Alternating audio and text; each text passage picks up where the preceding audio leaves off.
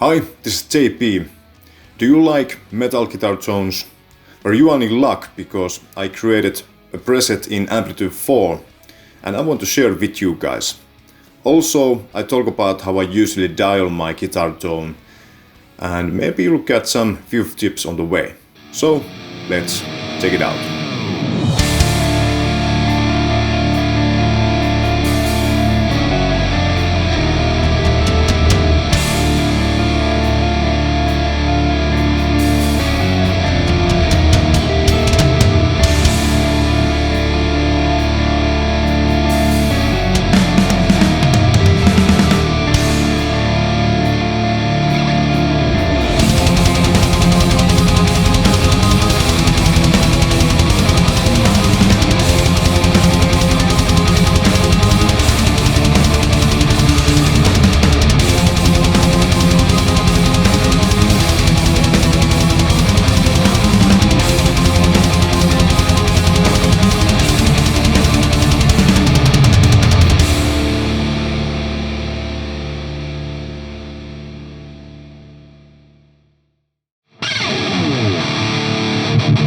ENGL Multimedia's AmpliTube is an amp simulator plugin with ton of different guitar and bass tones where you can shape the sound basically however you want.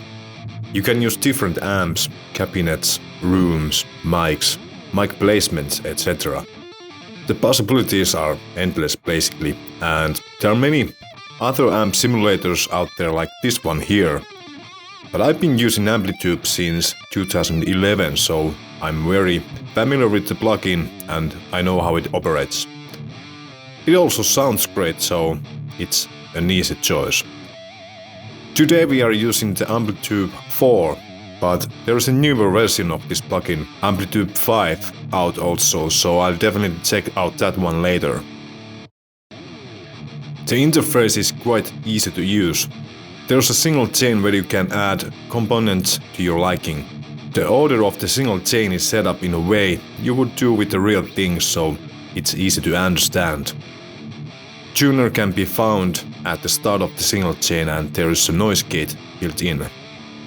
I usually start by choosing the amp, and with this preset I use the E650 ENGL. It's basically a Blackmore signature amplifier and it's paired with ENGL's 4x12 standard cabinet. I'm quite familiar with this setup because I used to have an ENGL Savage, which is like a more beastier version of this amplifier, only with more knobs and gain, but they do sound similar to me. That Savage was paired with ENGL Pro 2x12 cabinet with Celestion Vintage 30 speakers in it, like this cabinet over here. I'm still using that same cabinet today, now paired with a different amp though. So naturally I chose this setup because I have a real life reference, and I must say this plugin sounds very realistic to my ears. The layout of the knobs is very basic and similar to the real thing, so it's easy to dial the tone you are looking for. Everything reacts as expected, and for some reason with the ENGL amplifiers I tend to set everything at noon, at least close to it. The counter boost the lower mids, thickening the sound, so I find it to be more suitable for solos. So I leave it as it is, which is off. And the amplifier sounds pretty good by itself, but adding an overdrive pedal in front of it definitely makes it more tight. Helps get rid of the muddiness and makes it just better for this kind of guitar tone, at least in my opinion. AmpliTube calls it the Overscream, but I'm pretty sure it's modeling the famous Maxon overdrive pedal OD808. The cabinet section is where you choose the cabinet, the room, different microphones and place them in front of the speakers. You can also bypass it if you prefer your own cab simulator. Now, this is usually one of the most crucial parts when it comes to the sound, the mic placement. I think this plugin reacts quite realistically when moving the mic in front of the speaker, and it has a nice visual indicator of the mic's position and the distance and the microphone itself.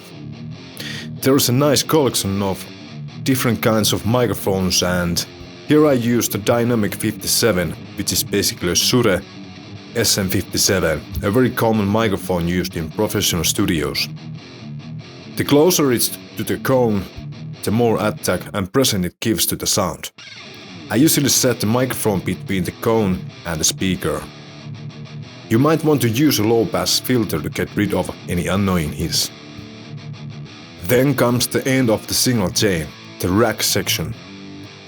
Here I used a parametric EQ to add some presence to the sound. This is also the section where you can add some reverb or delay to your leads, etc. This is of course totally optional, but the last step is to add a low-pass filter to get rid of any annoying hiss you might encounter. You can also use a graphic EQ to achieve the same effect, but I think it's easier to use low-pass filter from your recording software. I usually set it around 7 to 10,000 Hz. As you can see, it's very easy to dial your own tone in AmpliTube, and from Custom Shop you can download even more cabinets, amplifiers, pedals, etc. So it makes this plugin very versatile in my opinion. I made another preset with ENGL Powerball, so try them both out and let those German tones do their heavy duty, so to speak. I put the links in the description below so you can download them, and that's all for today. Stay heavy and JP out.